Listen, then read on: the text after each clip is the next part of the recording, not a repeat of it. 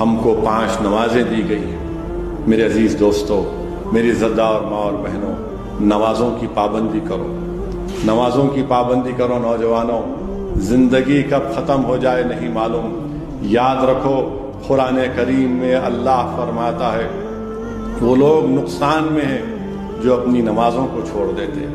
اللہ قرآن کریم میں ارشاد فرماتا ہے کہ جو اولاد اور دنیا اور دولت کے لیے نمازوں کو چھوڑ دیتے ہیں وہ نقصان میں ہیں۔ اللہ فرماتا ہے قرآن کریم میں کہ جب جہنم میں لوگوں کو ڈالا جائے گا تو ایک جہنمی دوسرے جہنمی سے پوچھے گا کہ تم کو کیوں جہنم میں ڈالا گیا؟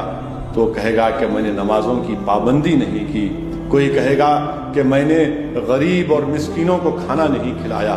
میرے عزیز دوستو، نوجوانوں، چاہے وہ مرد ہو یا ہماری بیٹیاں ہوں، نماز کی پابندی کرو، خدا کے لیے نماز کی پابندی کرو۔ جب تم اور ہم قبر میں جائیں گے تو حشر کے میدان میں سب سے پہلا سوال کیا ہوگا؟ نماز ہوگی، نماز ہوگی، نماز کے بارے میں پوچھا جائے گا۔ نماز کو ہم نہیں چھوڑ سکتے۔ فوائل المصلین، کیا کہا اللہ نے کہ جو لوگ نماز میں سستی کرتے ہیں، ایک ایسی وادی ہے جہنم میں، اگر دنیا کے پہاڑ اس میں ڈالے جائیں گے تو پہاڑ پگھل جائیں گے، صرف نماز میں سستی کی وجہ سے۔ ہم میں اور غیر مسلم میں فرق کیا ہے؟ نماز ہے۔ جو اثر کی نماز ترک کرتا ہے اس کا رزق چلے جاتا ہے۔ نماز کی پابندی کرو۔ کتنی دیر لگتی آپ کو؟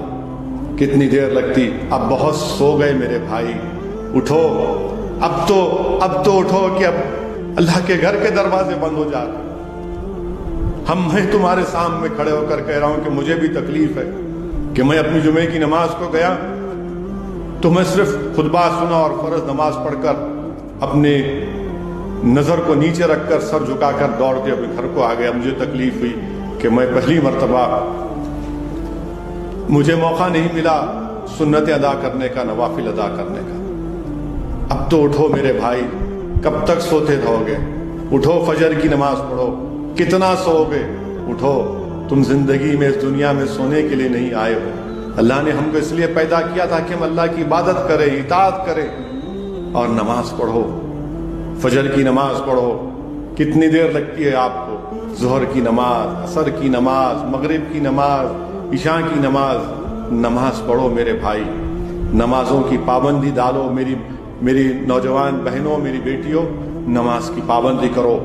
یہی سفر معراج کا سب سے بڑا پیغام، ہم کو نماز فرض، ہمارے کو نماز فرض ہوئی، نماز کو پہ کوئی کمپرومائز نہیں کیا سوائے اس کے کہ آپ سفر میں ہیں یا آپ بیمار ہیں، مگر نماز تو ادا کرنا ہے۔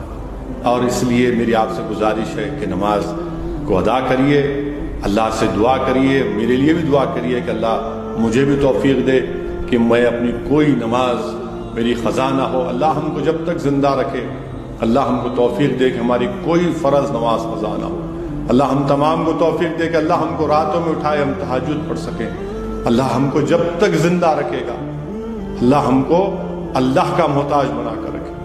اللہ ہم کو کسی ظالم کا، مظلوم کا محتاج نہ بنائے۔